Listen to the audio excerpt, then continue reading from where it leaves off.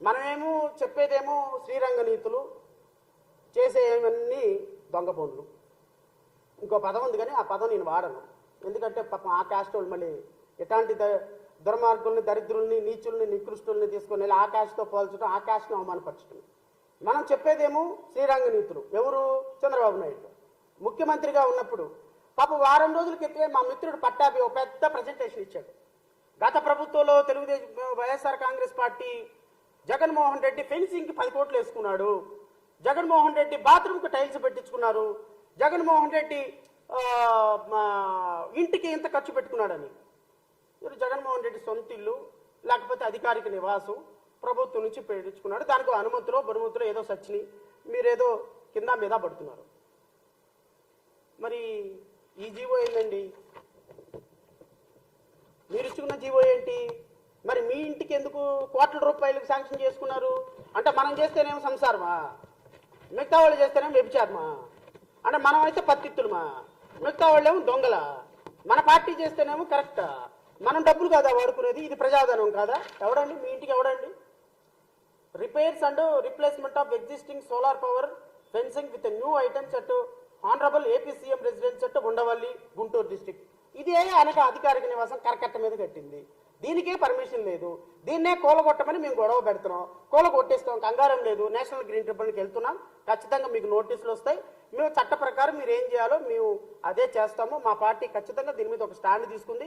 కరకట్ట మీద అటు మంత్రి సత్యనారాయణ రాజు దగ్గర నుంచి మొదలు పెట్టుకుని ఇటు పక్క ఇరిగేషన్ గెస్ట్ హౌస్ వరకు ఏ గెస్ట్ హౌస్ ఉండడానికి లేదు, కరకట్ట మీద ఒక కట్టడం ఉండడానికి లేదు.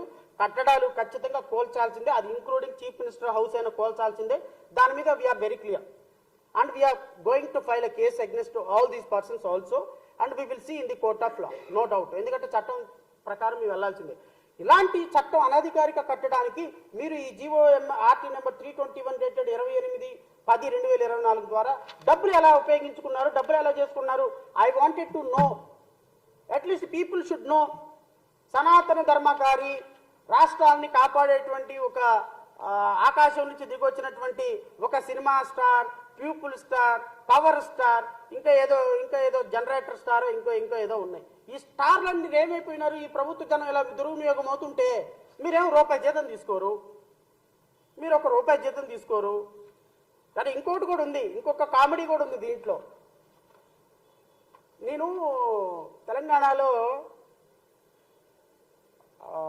హైడ్రా వచ్చినప్పుడు పవన్ కళ్యాణ్ గారిని అడిగారు, ఏమంటే హైడ్రా వచ్చింది, మరి ఆంధ్రప్రదేశ్లో హైడ్రా పరిస్థితి ఏంటండి అని అంటే, హైడ్రా ఆంధ్రప్రదేశ్లో we must see that one should not suffer and we have already constructed some constructions, the people should not suffer and we will take a call on discussing with the various people అనేది ఇంగ్లీష్లో 4 ముక్కలు మాట్లాడారు. తెలుగులో దాని అర్థం ఏంటంటే, కట్టుకున్న వాళ్ళంట పాపం కట్టుకున్న సందర్భాల్లో పర్మిషన్స్ ఇచ్చిన వాళ్ళు, కట్టుకున్నప్పుడు ఖాళీగా కూర్చున్నటువంటి అధికారులు తప్పు కూడా ఉందంట.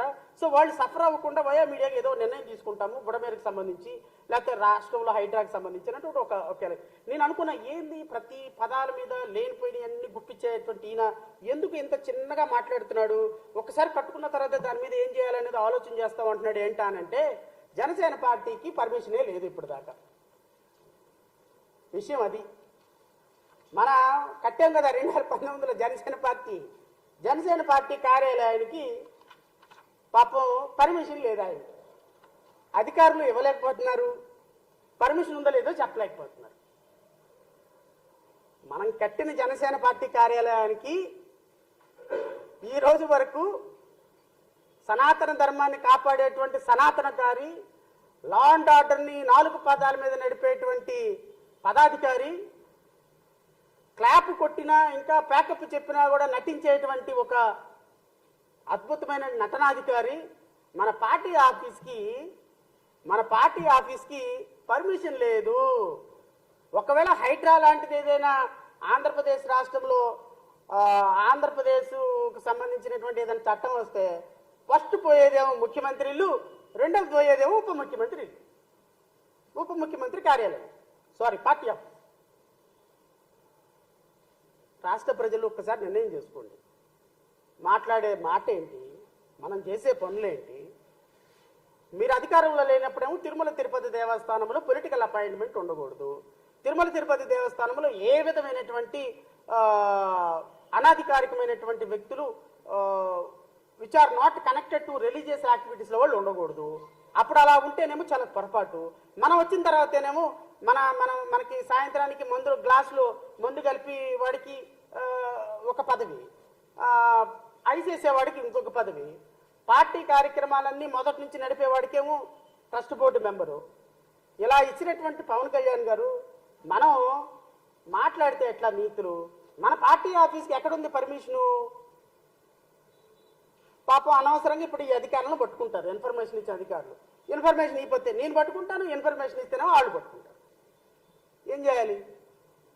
సో చెప్పే మాటలకి చేసే పనులకి నేను అడుగుతున్న జనసేన పార్టీ కార్యాలయానికి సంబంధించి ఏమైనా అనుమతులు ఉంటే కన్స్ట్రక్షన్ కట్టడానికి మీరు కట్టకపోయే ముందు, నార్మల్గా కన్స్ట్రక్షన్ కట్టక ముందే పర్మిషన్ వచ్చిన తర్వాత మనం కట్టాలి, అంతేనండి. ఎవరైనా సరే బిల్డింగ్ పర్మిషన్ తీసుకున్న తర్వాత బిల్డింగ్ కట్టారు. బిల్డింగ్ పర్మిషన్ ఇప్పుడు మళ్ళీ సృష్టిస్తారేమో నాకు తెలియదు. But as on today Janasena party office, Mangalagiri party office ప్రధాన కార్యాలయానికి బిల్డింగ్ పర్మిషన్ లేదు. ఒకవేళ ఉంది అని మీరు ఎవరైనా చూపిస్తే I'm ready for a debate. Chandrababu Naidu గారు అక్రమ కట్టడం, కృష్ణానది ఒడ్డును కట్టుకొని దానికి కోట్ల రూపాయలు నిధులు కేటాయించుకోవటం, తెలుగుదేశం పార్టీలో ఒక వారం క్రితం ఒక ఆయన పటాభిరామ్ గారు మా మిత్రులు ఒక పెద్ద ప్రొజెక్టర్ పెట్టి గత ప్రభుత్వంలో చంద్రబాబు నాయుడు గారు జగన్మోహన్ రెడ్డి గారు అవినీతి చేశారు, అన్యాయం చేశారని చెప్పినటువంటి దానికి మరి మన అధికారిక నివాసానికి కోట్ల రూపాయలు కేటాయించుకోవటం ఎంతవరకు కరెక్ట్?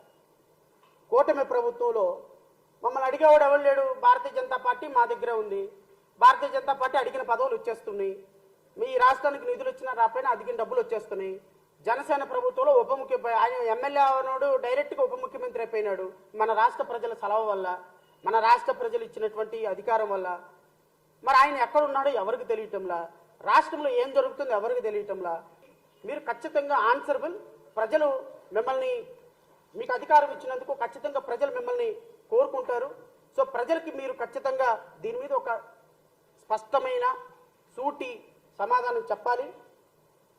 చెప్పకపోతే ఖచ్చితంగా ప్రజలు మిమ్మల్ని రేపొద్దున ప్రశ్నించడానికి ఖచ్చితంగా వాళ్ళ దగ్గర ఒక అవకాశం ఉంటుంది.